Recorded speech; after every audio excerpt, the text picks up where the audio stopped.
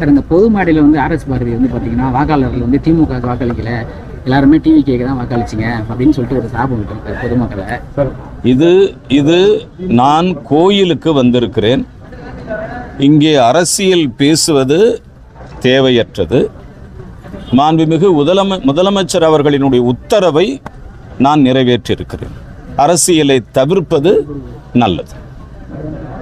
Sir, எம்எல்ஏக்களுக்கு வந்து காரும் உதவியாளரும் வந்து கொடுக்க போறதா முதலமைச்சர் எதிர்பார்க்க.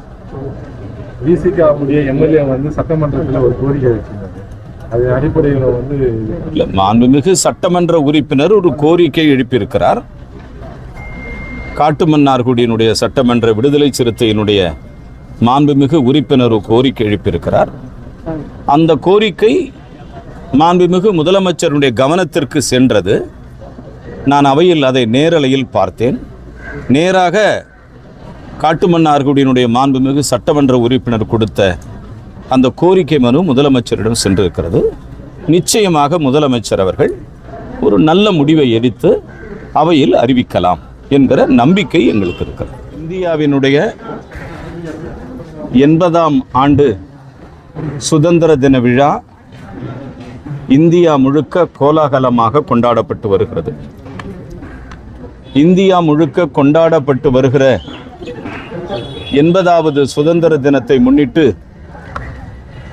தமிழக முதலமைச்சர் மாண்புமிகு திரு சி. ஜோசப் விஜய் சார் அவர்கள் அமைச்சர்களுக்கெல்லாம் ஒரு தெளிவான உத்தரவை பிறப்பித்திருக்கிறார்கள். அந்த உத்தரவின் அடிப்படையில் தமிழக அமைச்சரவையில் இடம்பெற்றிருக்கிற ஒவ்வொரு அமைச்சர்களும் ஒரு புராதனமான பிரசித்தி பெற்ற பழமை வாய்ந்த கோயில்களுக்கு செல்ல வேண்டும் என்று எங்களுக்கு அறிவுறுத்தியிருக்கிறார்கள். அதன் அடிப்படையிலே உயர்கல்வித்துறை அமைச்சராகிய நான் இன்று குருங்காலீஸ்வரர் கோயம்பேட்டில் உள்ள கோயிலுக்கு நான் வருகை தந்தேன். இந்த கோயிலில் சிறப்பு வழிபாடு நடத்தப்பட்டு குருங்காலீஸ்வரர் அவர்களுக்கு பூஜை செய்யப்பட்டு சமபந்தி போஜனம் நடைபெற்றது. சமபந்தி போஜனம் என்பது கடந்த 80 ஆண்டுகளாகவே இந்தியாவில் நடைபெற்று வருகிறது.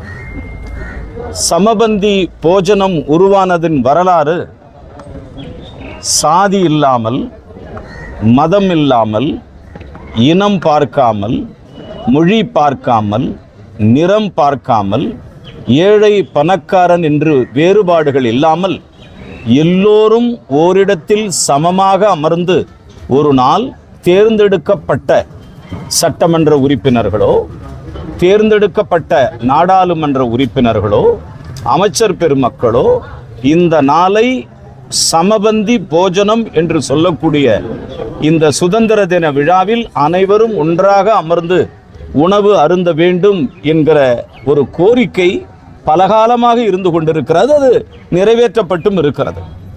ஆனால் மாண்புமிகு முதலமைச்சர் அவர்கள் வந்தவுடன் அவருடைய கனிவான அறிக்கை அடிப்படையில் இன்று இந்த கோயிலுக்கு நான் வருகை தந்தேன்.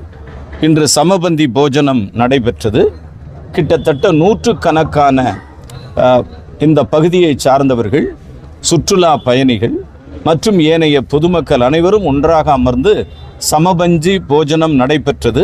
இதில் கலந்து கொள்ள வாய்ப்பளித்த மாண்புமிகு முதலமைச்சர் அவர்களுக்கும், இந்த பகுதியில் இருக்கிற நம்ம தமிழக வெற்றி கழகத்தினுடைய தோழர்கள், இந்திய காங்கிரஸ் கட்சியினுடைய தோழர்கள் மற்றும் எங்கள் கூட்டணி கட்சியை சார்ந்த அனைவர்களுக்கும் இந்த நேரத்திலே என்னுடைய நெஞ்சார்ந்த வணக்கத்தையும் நன்றியையும் தெரிவித்துக் கொண்டேன்.